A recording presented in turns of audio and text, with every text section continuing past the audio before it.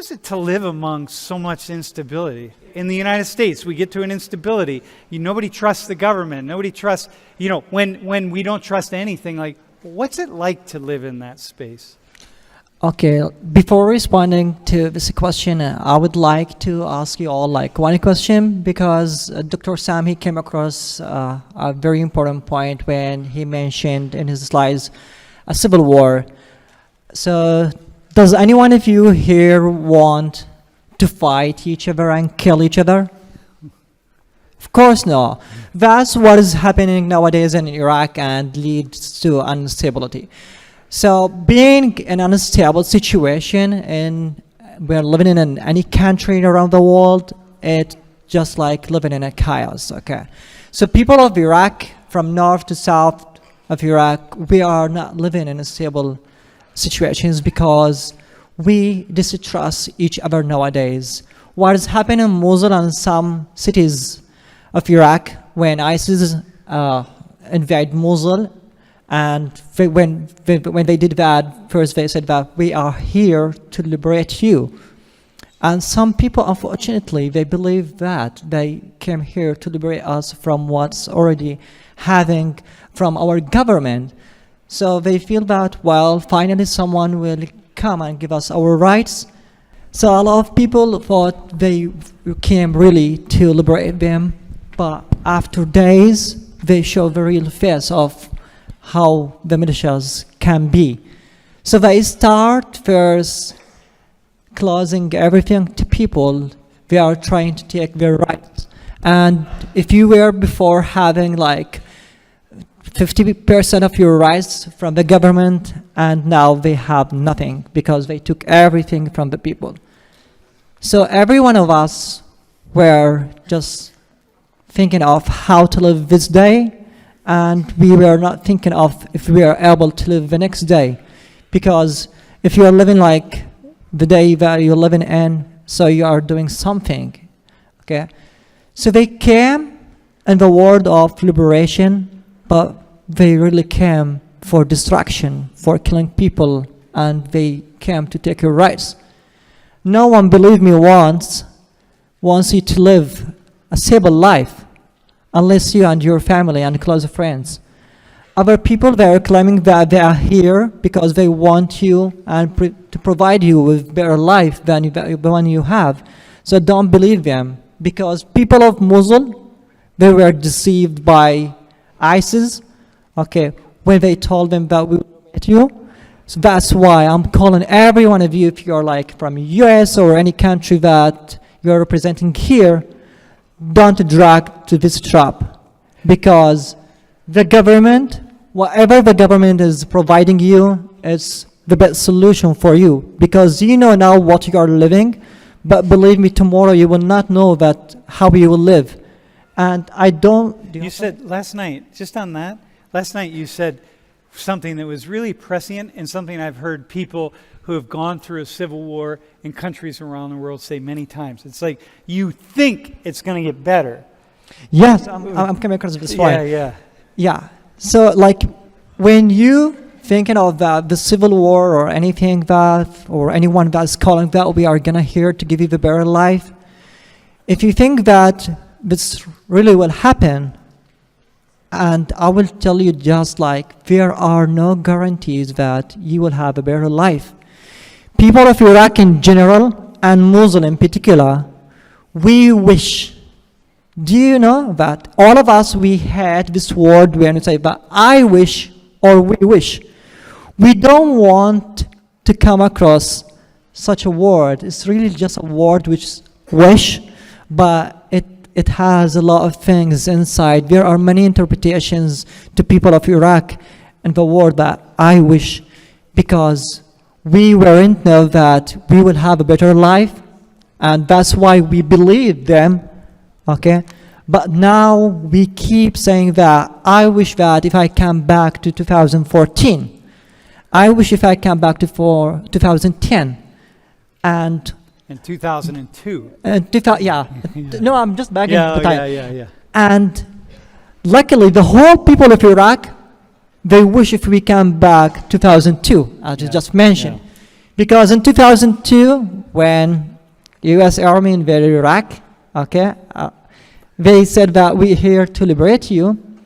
And once they came and inside Iraq, they took everything and they said to the Iraqis, you have now to deal with your own situations, okay?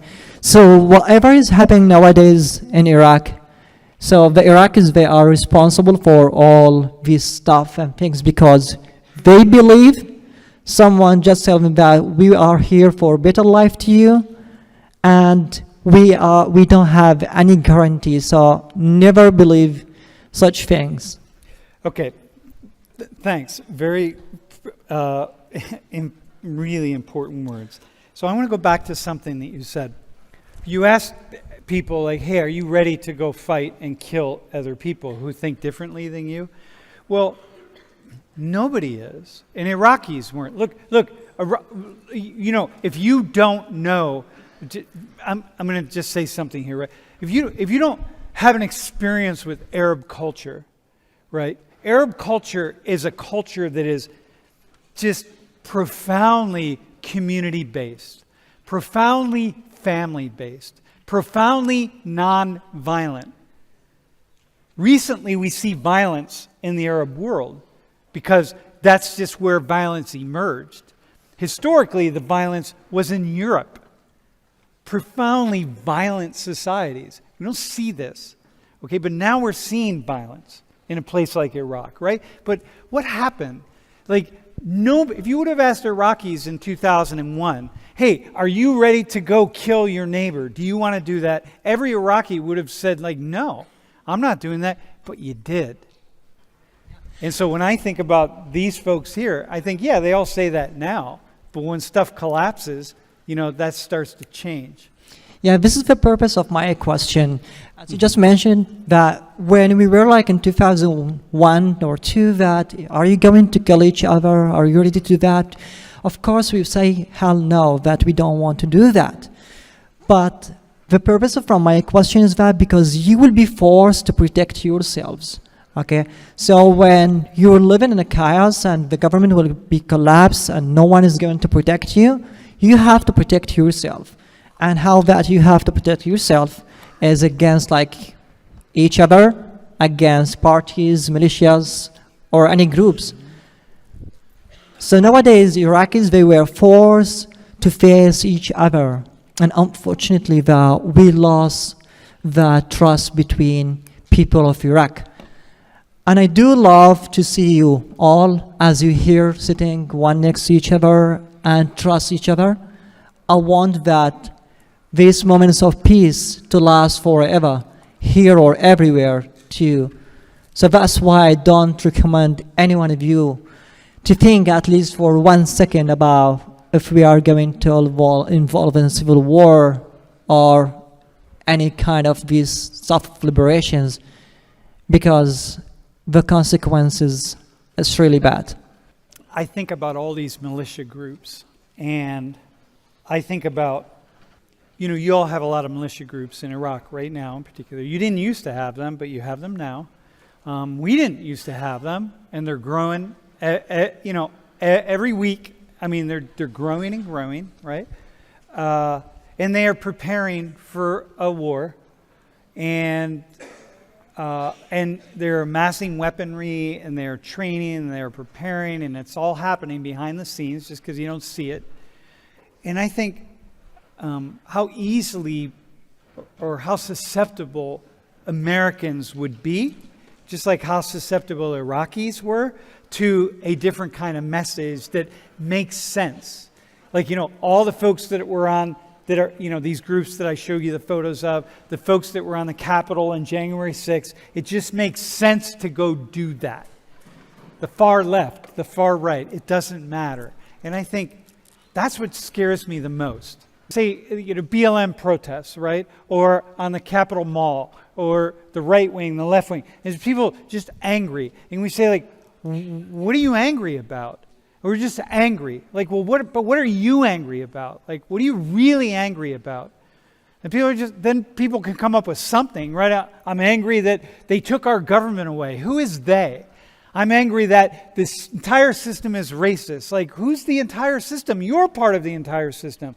I'm just angry at all the police. Do you know any police? Have you ever talked to police? Have you ever had a conversation with a single police officer to sit down and say, tell me about your life. Do you have any understanding of what it's like to be a police officer in the United States? It's like, no, I've never talked to the police. I'm like, well, before you go out and start demanding things of the police and hating the police and claiming that the police are, the greatest evil since white bread, then why don't you just have a conversation with somebody?